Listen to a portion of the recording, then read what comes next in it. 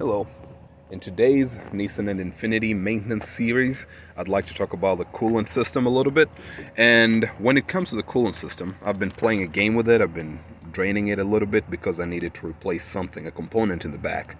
So this is your coolant reservoir. This is your fill neck for the V8s. It's separate over there. It's not in the radiator. And I have pointed at this part right here in other videos. This is the air relief valve or air relief port, and what happens is that this is the highest point in your coolant system. So whenever you're adding coolant to it, just open this plug right here and air comes out, and once you see coolant, then you can say it's full. And I've always mentioned that Nissan V8s are very easy to bleed of air in the coolant system. You don't have to play those raising the front end and playing with funnels. Generally, I've been able to burp them very, very easily. But as you can see, this is plastic, and depending on what nature of work is bringing you back here, you might be cycling this thing open and close so many different times. And I want to show you an example. So yeah, it's a Phillips head right here, but as you twist it, you're applying quite a strong moment over here or here. And sometimes it's happened to me. I was servicing one of them just after filling it up. I think I just replaced the engine, and when I was doing that to tighten it, it just snapped off because the thing was old and just generally just needed to go. And I tell you honestly, I've had plastic components last in vehicles for over 250,000 miles. I've noticed the ones in poorly maintained systems, if you ever ran your car dry or, low on coolant and things like that, the cavitation that happens and the air pockets, those are the things that make your plastic components degrade a little faster. But anyway, apart from maintenance, sometimes you could just be driving and you just start losing coolant. You just see steam and smoke and all that because that thing breaks off. So it's the highest point. Being that it's the highest point again, that means if you have any air in the system, it will most likely you'll have a little bit of air hanging out over there, but ideally all your air pockets are supposed to be pushed out through your reservoir and out. But so I'm here because there's a solution. Look at that, a metal one. This one I bought from Z1 Motorsports, I believe. Can't remember if it was Z1 or Concept Z. But I'll check and I'll add the part numbers in the description to this video. And when you buy, you need to be careful. Make sure you buy the correct one. Buy the one I believe all the V8s use a similar one. It's a little larger. So what I'm going to do right now is just go back here. I might open it if I wanted to, but generally I just need pliers and pull it from both sides, and then I'm going to open this one as well, compare the sizes on the T, make sure everything matches, and then I'll reinstall it. It would suck to install something that's a little too small for the area. Then that's a guaranteed leak over there. So that's what this video is about, replacing the air relief valve or relief bleeder plug, whatever it is, with a metal one. And this is what it looks like. Aluminum and brass, right? So let's go ahead and get on here so that I can remove it. Hopefully everything goes smoothly. I'm trying to get my swivel to swivel properly. Okay, there we go. I think this is fine. I'm going to open it just in case there's any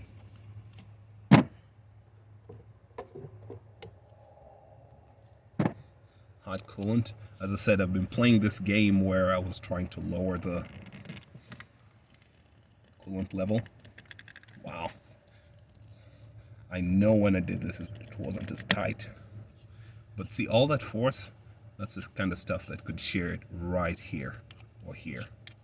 So we'll just open this and we'll get to see what the health of our system is. I'm looking inside there, don't see any coolant. So hopefully it's all lower than the pipe. And I did this enough till I could hear the sloshing inside under, in the dashboard area. So I know it's low enough.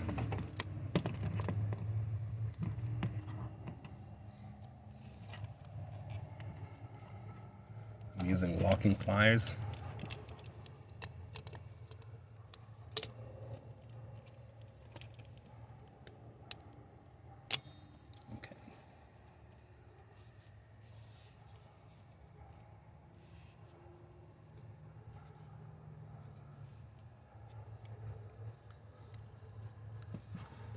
Okay, pull one side out. Sometimes you need to do a little twist. Oh, this one's nice and loose. Okay, so before I fully commit to removing it from the other side, what I'm going to do is compare sizes. Make sure my metal one is almost similar. And thing is, my calipers are dead, but I'm still going to be able to use it just as a physical test. The display shows nothing, so I'm just going to test it like this. Just push. Okay, and then do the same thing here. Looks to be pretty much the same. Pretty much the same. It's a little tighter here, but not too far off. And what I'm going to do is try it here. Okay. And then try it here. It's just, as I said, they're two different sizes. So feels just as snug. It's a little larger on the plastic piece, but I'll go ahead and just replace this. Rather take this off right here. Why did I do that? I could have just fully finished this side first before pulling the other side. Nice and snug. Yeah, let me do that. Finish one side, then go around and play with the other side, because now this side is going to be a little too large to get in the oh, okay, maybe it'll work. See, I need to open it up a little larger. Okay, get it closer,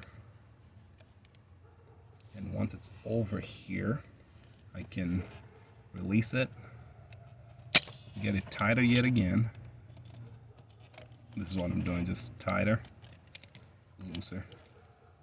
Okay, get it a little tighter.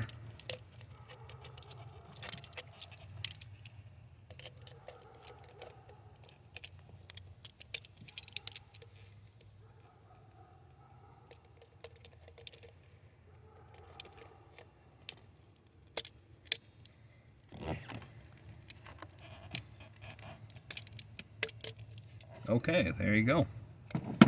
This is good. Then I'll go for the other side.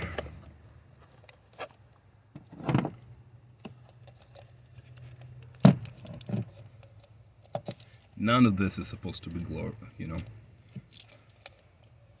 it's not glorious work.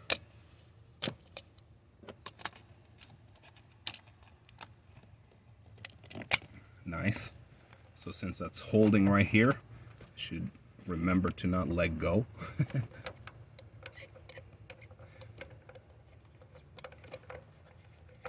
Nice. Alright, this one wasn't too bad. It wasn't in too bad shape, but I don't like that I could see the crud here. It wasn't browning yet. At least in this artificial light, it doesn't look that bad. But hey. Alright, so what I usually do with pieces like this is I'm going to keep this as a spare, just in case, and sometimes actually even keep them in the vehicle itself. So there you go. The challenge is, if you end up stripping this part right here, Phillips head, you might be in trouble. And yes, it is a Phillips head right here, but I believe if you have a narrow enough flathead, you can make it work. Yeah, it works either way. and maybe a flathead has a better chance of not stripping it.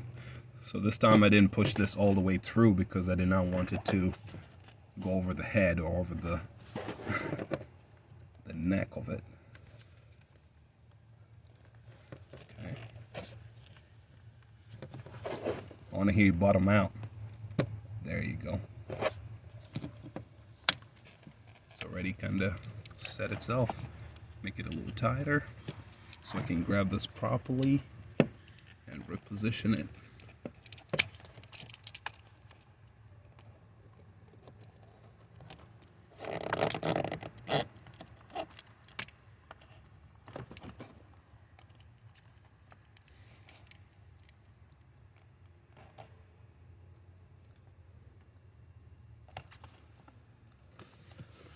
Kind of need the light. Somehow feel like maybe you'll be served better to do the other side first. Maybe like remove everything, then do the back side first, so you can control everything. Yeah, but looks like maybe I'll move it up just a little bit, but it's not too far off, you know?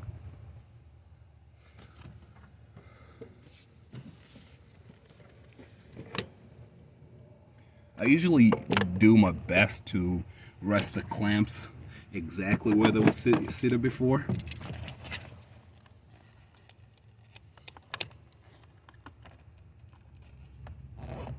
There you go. Yep, looks good. And so on this one now, flathead needs something a little wider. Seems like it needs a wider, I mean it works, but see all that much play in there. And I believe my Phillips head would work as well. Yeah, but it needs something really wide and robust. Look at that. It's kind of loose in there, right? But it works. So let's take this out. You know, call me crazy, but I'm just thinking, why can't we get a wing nut? Okay, so you've got a rubber washer and a rubber O-ring. It's more of a gasket because of the way it seals over here. It's a flat surface, so push it down. And yeah, machined. I'm sorry I did not really, I guess, do a big showcase, but functionally it should work exactly like the other one. Do your best to have this part sitting upright so that when I fill it with coolant, like I'm about to do right now, pardon the noise,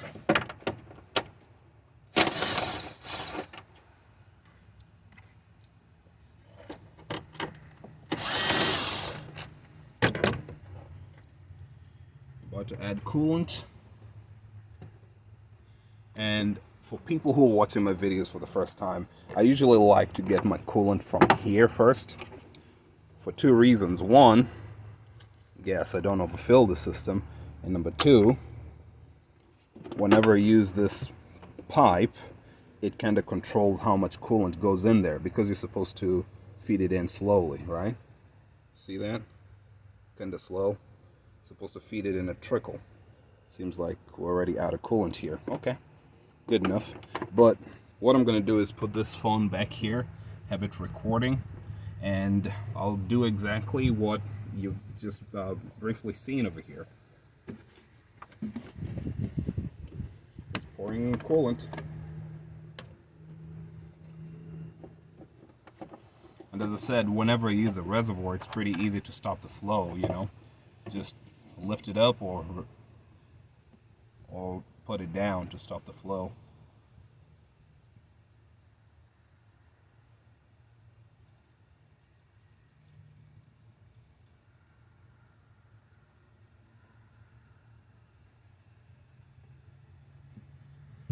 Okay, here we go, up, up, up.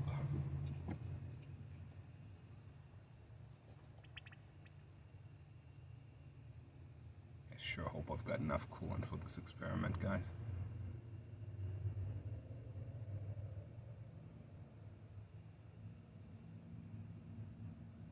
Still pouring on this end. And there you go, you see it come up, right?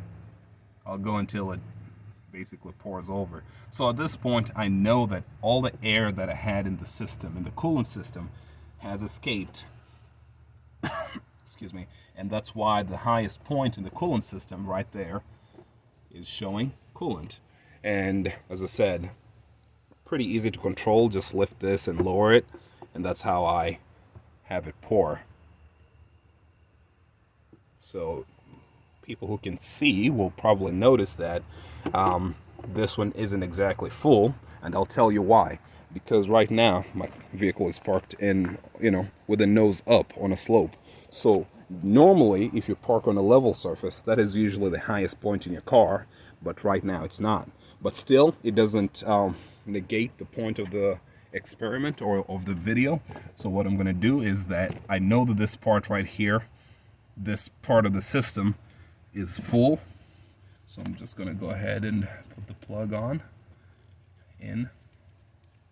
What I don't know is what the torque was supposed to be on it, but you've got a rubber O-ring acting as a gasket, so pretty good. So right now I feel pretty confident that it's very unlikely that I'm going to break it if I keep playing with the coolant system, opening and tightening it and loosening it. It's not going to just shear on me. That's one thing. And number two, I do not expect it to fatigue wear and just randomly burst when I'm driving on the highway, right? So that's, as I said, that's the whole point I was trying to make with this video, and I hope it makes sense. I hope looking at it kind of you see what the advantage would be. And as I said, I will put the numbers, the part numbers, in the description of the video. And if you do go to Z1, and I don't get any sponsorship from them. It's just a pretty cool product that I think whenever I get the chance to show you guys the things that I do to my own vehicles, I go ahead and share with you. Okay? Well, I didn't know it's been 17 minutes. I thought it was going to take a much shorter time, but videos always seem to take longer whenever you're doing them with the intention of showing other people. So for you guys out there, it's not going to take as long as this. So just remember, work with your coolant system, cool down. You don't want to burn yourself with the hot steam or the hot coolant whenever you open your radiator cap. Okay? All the best.